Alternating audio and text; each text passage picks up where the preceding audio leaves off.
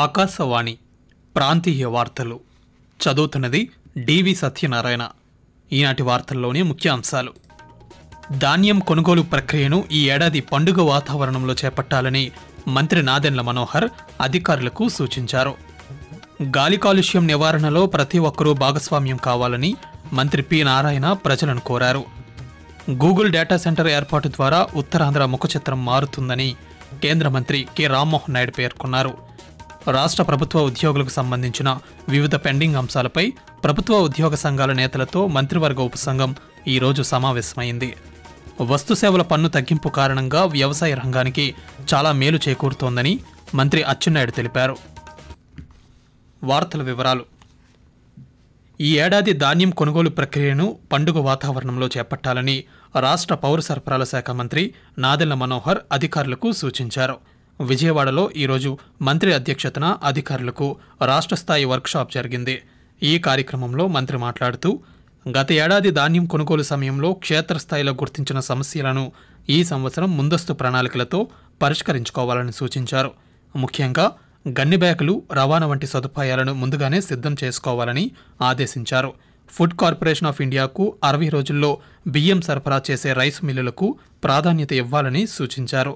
ధాన్యం కొనుగోలు ప్రక్రియను రియల్ టైం గవర్నెన్స్ ద్వారా పర్యవేక్షిస్తామని, అధికారులు పారదర్శకంగా వ్యవహరించాలన్నారు. రైతులు తమకు నచ్చిన మిల్లుకు నచ్చిన సమయంలో ధాన్యం విక్రయించుకునే అవకాశం కల్పించామని మంత్రి పేర్కొంటూ, Andhra Pradesh civil supplies corporation several initiatives 48 గంటల్లో మీ ధాన్యం కొనుగోలు డబ్బులు మీ ఖాతాలో జమ చేస్తామని చెప్పాం. దానికి ఒక ఎలాబొరేట్ ఎక్సర్సైజ్ చేసి I'm very proud to say we were very successful. 90% of the transactions we were able to give in less than 24 hours to the farmers. 51 లక్షల మెట్రిక్ టన్నుల ధాన్యం మనం కొనుగోలు చేయాలి ఒక ఖరీఫ్ కి, which is normally for the entire year. So for that tremendous team effort, a lot of support from each other. గాలి కాలుష్యం నివారణలో ప్రతి ఒక్కరూ భాగస్వామ్యం కావాలని రాష్ట్ర పురపాలక శాఖ మంత్రి పి నారాయణ కోరారు. విజయవాడలో ఈరోజు నిర్వహించిన స్వర్ణాంధ్ర స్వచ్ఛాంధ్ర కార్యక్రమంలో మంత్రి మాట్లాడుతూ, గాలి కాలుష్యం వల్ల ప్రతి ఏటా ప్రపంచంలో 70 లక్షల మంది చనిపోతున్నారని తెలిపారు. ప్రజా రవాణాను ప్రోత్సహించాలని, చెట్లను నాటడంతో పాటు సౌర విద్యుత్కు ప్రాధాన్యత ఇవ్వాలని సూచించారు. సూపర్ జీఎస్టీలో సోలార్ విద్యుత్పై పన్ను భారీగా తగ్గించారని పేర్కొన్నారు.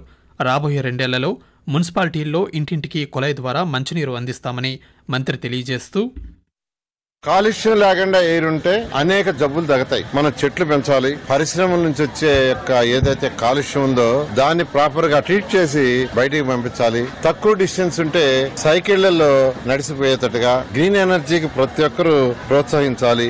సోలారు, విండ్ ఎనర్జీ, సిఎన్జి లాంటి. రాష్ట్ర ప్రభుత్వం కూడా ఈ రోజు ప్రధానమంత్రి సూర్యగారు అనే దాన్ని ఎక్కువగా ప్రోత్సహించి ప్రతి ఇంటి మీద సోలార్ ప్యానెల్స్ పెట్టుకోండి, ఎలక్ట్రిసిటీ ప్రొడ్యూస్ అవుతుంది, దాని ద్వారా మీకు ఖర్చు ఉండదు. స్వచ్ఛ భారత్ చేయాలంటే ఏం చేయాలో వాటిని చేస్తూ ముందుకు పోతాం. స్వచ్ఛ భారత్ కార్యక్రమం ద్వారా ఆరోగ్య భారత్ ఆవిష్కరణ సాధ్యపడుతోందని పౌర విమానయాన శాఖ మంత్రి కింజరాపు రామ్మోహన్ నాయుడు అన్నారు. శ్రీకాకుళం నగరంలో స్వచ్ఛాంధ్ర స్వర్ణాంధ్ర కార్యక్రమంలో భాగంగా ఆయన ఈరోజు మొక్కలు నాటారు. ఈ సందర్భంగా పాత్రికేయులతో మాట్లాడుతూ, ప్రతి ఒక్కరూ తల్లి పేరుతో మొక్క నాటాలని ప్రధానమంత్రి నరేంద్ర మోదీ ఇచ్చిన పిలుపుకు దేశవ్యాప్తంగా మంచి స్పందన లభించిందన్నారు. గూగుల్ డేటా సెంటర్ ఏర్పాటు ద్వారా ఉత్తరాంధ్ర ముఖచిత్రం మారుతుందన్నారు. 150,000 కోట్ల రూపాయల పెట్టుబడులు గూగుల్ డేటా సెంటర్ ద్వారా వస్తున్నాయని, వీటి వల్ల సుమారు 2 లక్షల మందికి ఉపాధి అవకాశాలు కలుగుతాయని తెలిపారు.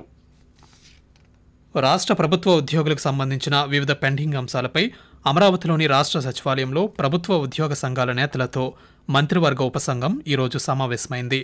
ఈ సమావేశంలో ఉద్యోగులకు సంబంధించి పెండింగ్ డిఏలు సహా ఇతర అంశాలపై మంత్రుల బృందం ఉద్యోగ సంఘాల ప్రతినిధులతో చర్చించింది. మంత్రులు పయ్యావుల కేశవ్, నాదెండ్ల మనోహర్, సత్యకుమార్ యాదవ్ నేతృత్వంలో జరిగిన ఈ భేటీలో ఉద్యోగుల సమస్యల పరిష్కారానికి ఓ కార్యాచరణ రూపొందించే విధంగా కసరత్తు చేపట్టారు. వస్తు సేవల పన్ను జీఎస్టీ తగ్గింపు కారణంగా వ్యవసాయ రంగానికి చాలా మేలు చేకూరిందని రాష్ట్ర వ్యవసాయ శాఖ మంత్రి కింజరపు అచ్చెన్నాయుడు తెలిపారు. పశ్చిమ గోదావరి జిల్లా పాలకొల్లులో ఈరోజు జరిగిన ఒక కార్యక్రమంలో మంత్రి మాట్లాడుతూ, వ్యవసాయ యంత్రాలు తక్కువ ధరకే అందుబాటులోకి వచ్చాయని పేర్కొన్నారు. నిత్యావసర వస్తువుల ధరలు తగ్గడం ద్వారా పేద మధ్యతరగతి కుటుంబాలకు ఎంతో ఉపశమనం కలుగుతోందని తెలిపారు. అనంతరం రాష్ట్ర జలవనరుల శాఖ మంత్రి నిమ్మల రామానాయుడు మాట్లాడుతూ, రైతు సంక్షేమానికి ప్రభుత్వం చిత్తశుద్ధితో కృషి చేస్తోందని తెలిపారు. రైతులకు 80% రాయితీపై నాణ్యమైన విత్తనాలను అందించామని వెల్లడించారు. ఆకాశవాణి ప్రాంతీయ వార్తలు వింటున్నారు.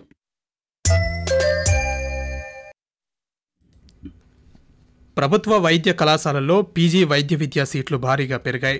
గైనిక్, జనరల్ మెడిసిన్, ఇతర స్పెషాలిటీ కోర్సుల్లో ప్రస్తుతం ఉన్న వాటికంటే అదనంగా 106 సీట్ల భర్తీకి జాతీయ వైద్య కమిషన్ ఎన్ఎంసీ ఆమోదం తెలిపిందని రాష్ట్ర వైద్యారోగ్య శాఖ మంత్రి సత్యకుమార్ యాదవ్ ఒక ప్రకటనలో వెల్లడించారు. ఇందులో 5 వైద్య కళాశాలల్లో కొత్తగా వచ్చిన సీట్లు 60 వరకు ఉన్నాయని పేర్కొన్నారు. తిరుపతి స్విమ్స్కు పీజీ వైద్య విద్యలో మరో 13 సీట్లకు ఎన్ఎంసీ ఆమోదం తెలిపింది. గుంటూరు మెడికల్ కళాశాలలో రేడియాలజీ 4, ఆంధ్ర మెడికల్ కళాశాలలో ఎమర్జెన్సీ మెడిసిన్ 4, పీడియాట్రిక్లో 4 చొప్పున అదనపు సీట్లు వచ్చాయి. అనంతపురం వైద్య కళాశాలకు 15, కడపకు 7, కర్నూలుకు 4, శ్రీకాకుళం కళాశాలకు 8 చొప్పున అదనపు సీట్లను ఎన్ఎంసీ కేటాయించింది. వస్తుసేవల పన్ను జీఎస్టీ తగ్గింపు సామాన్య మధ్యతరగతి ప్రజలకు ఎంతో ఉపయోగకరంగా మారుతోంది. ముఖ్యంగా అనారోగ్య సమస్యలతో బాధపడుతున్న వారికి జీఎస్టీ తగ్గింపుతో ఎక్కువ ప్రయోజనం కలుగుతోంది. మందుల ధరలు 18% నుంచి 5% తగ్గించడం, చిన్నారులు తాగే పాల పౌడర్లపై ఉన్న జీఎస్టీని 0% చేయడంపై తిరుపతి జిల్లా వాసులు హర్షం వ్యక్తం చేస్తున్నారు. వస్తుసేవల పన్ను తగ్గింపు వలన పేదలకు సులువుగా వైద్యం అందుతోందని తిరుపతికి చెందిన చిన్నారావు ఆకాశవాణితో మాట్లాడుతూ, కేంద్ర ప్రభుత్వము అన్ని వస్తువులపైన జీఎస్టీ తగ్గించడం వల్ల ప్రజలు చాలా సంతోషంగా ఉన్నారు. దీర్ఘకాలిక జబ్బుల కోసం వాడే చాలా మందుల మీద ధరలు తగ్గినాయి. ముఖ్యంగా ఇన్సులిన్ ఇంజక్షన్లు 0% ట్యాక్స్ వచ్చేసాయి. లేదా మధ్యతరగతి ప్రజలకు చాలా ఉపయోగకరంగా ఉంది. తగ్గిన ధరలు కూడా వచ్చేసాయి. వీటి వల్ల వ్యాపారస్తులు కూడా ఎటువంటి నష్టం లేదు. అందరూ చాలా సంతోషంగా ఉన్నారు. అల్లూరి సీతారామరాజు జిల్లా ధర్తీ ఆబా జన్ భాగీదారీ అభియాన్ కింద ఉత్తమ జిల్లాగా ఎంపికవడంపై ముఖ్యమంత్రి నారా చంద్రబాబు నాయుడు హర్షం వ్యక్తం చేశారు. పీఎం జన్మన్, పీఎం జేజీయూఏ పథకాలను సమర్థవంతంగా అమలు చేసినందుకు అల్లూరు సీతారామరాజు జిల్లా ఈ జాతీయ పురస్కారం అందుకుందని ముఖ్యమంత్రి సామాజిక మాధ్యమం ఎక్స్లో పేర్కొన్నారు. ఆది కర్మయోగి అభియాన్ కార్యక్రమంలో రాష్ట్రపతి ద్రౌపది ముర్ము చేతుల మీదుగా ఆ జిల్లా కలెక్టర్ ఏఎస్ దినేష్ కుమార్ ఈ పురస్కారాన్ని నిన్న అందుకున్నారు. ప్రధానమంత్రి నరేంద్ర మోదీ తన మనసులోని భావాలను ఆకాశవాణి ద్వారా దేశ ప్రజలతో పంచుకునే మన్ కీ బాత్ మనసులోని మాట కార్యక్రమం 127వ సంచిక ఈ నెల 26వ తేదీ ఆదివారం ప్రసారం అవుతుంది. మన్ కీ బాత్ కార్యక్రమానికి ప్రజలు తమ సూచనలు, సలహాలు అందించాలని ప్రధానమంత్రి కోరారు. ప్రజలు తమ స్వర సందేశాలను 1800117800 నెంబర్కు లేదా నరేంద్ర మోదీ యాప్కు ఈ నెల 24వ తేదీ సాయంత్రం వరకు పంపవచ్చు. ఉపరితల ఆవర్తనం ప్రభావంతో ఈ నెల 21వ తేదీ నాటికి ఆగ్నేయ బంగాళాఖాతంలో అల్పపీడనం ఏర్పడే అవకాశం ఉందని అమరావతిలోని వాతావరణ కేంద్రం తెలిపింది. ఇది పశ్చిమ వాయువ్య దిశగా కదులుతూ తదుపరి 48 గంటల్లో దక్షిణ మధ్య బంగాళాఖాతం, పశ్చిమ మధ్య బంగాళాఖాతం ప్రాంతాల్లో వాయుగుండంగా బలపడే అవకాశం ఉందని పేర్కొంది. వీటి ఫలితంగా రేపటి వర్ష సూచనలను వాతావరణ కేంద్ర అధికారి ఎం వెంకట్రావు వెల్లడిస్తూ, ఈ రోజు మరి రేపు ఉత్తర కోస్తా ఆంధ్రప్రదేశ్ యానాములు తేలిపాటి మోస్తరు వర్షాలు లేదా రూములతో కూడిన జల్లులు 1 లేదా 2 చోట్ల కురిసే అవకాశం ఉంది. ఇక దక్షిణ కోస్తా ఆంధ్రప్రదేశ్ మరి రాయలసీమలో ఈ రోజు మరి రేపు తేలిపాటి నుంచి మోస్తరు వర్షాలు లేదా ఉరుములతో కూడిన జల్లులు కొన్ని చోట్ల కురిసే అవకాశం ఉంది. ఉరుములతో కూడిన మెరుపులు 1 లేదా 2 చోట్ల సంభవించే అవకాశం ఉంది. శ్రీ వెంకటేశ్వర స్వామివారి దర్శనం, ఆర్జిత సేవలు, వసతి కోసం దళారులను నమ్మి మోసపోవద్దని తిరుమల తిరుపతి దేవస్థానం టీటీడీ చైర్మన్ బిఆర్ నాయుడు ఒక ప్రకటన ద్వారా భక్తులకు విజ్ఞప్తి చేశారు. ఇటీవల కాలంలో కొందరు దళారులు, మధ్యవర్తులు శ్రీవారి దర్శనం పేరుతో భక్తులను పలు మార్గాల ద్వారా మోసం చేస్తున్నట్లు తమ దృష్టికి వచ్చిందన్నారు. ఇప్పటికే భక్తులను మోసం చేస్తున్న దళారులను గుర్తించి చట్టపరమైన చర్యలు తీసుకుంటున్నామని తెలిపారు. ప్రాంతీయ వార్తలు ముగించే ముందు ముఖ్యాంశాలు మరోసారి. ధాన్యం కొనుగోలు ప్రక్రియను ఈ ఏడాది పండుగ వాతావరణంలో చేపట్టాలని మంత్రి నాదెండ్ల మనోహర్ అధికారులకు సూచించారు. గాలి కాలుష్యం నివారణలో ప్రతి ఒక్కరూ భాగస్వామ్యం కావాలని మంత్రి పి నారాయణ ప్రజలను కోరారు.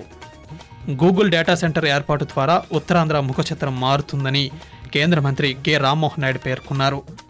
రాష్ట్ర ప్రభుత్వ ఉద్యోగులకు సంబంధించిన వివిధ పెండింగ్ అంశాలపై ప్రభుత్వ ఉద్యోగ సంఘాల నేతలతో మంత్రివర్గ ఉపసంఘం ఈరోజు సమావేశమైంది. వస్తుసేవల పన్ను తగ్గింపు కారణంగా వ్యవసాయ రంగానికి చాలా మేలు చేకూరుతోందని మంత్రి కె అచ్చెన్నాయుడు తెలిపారు. ఆకాశవాణి ప్రాంతీయ వార్తలు ఇంతటితో సమాప్తం.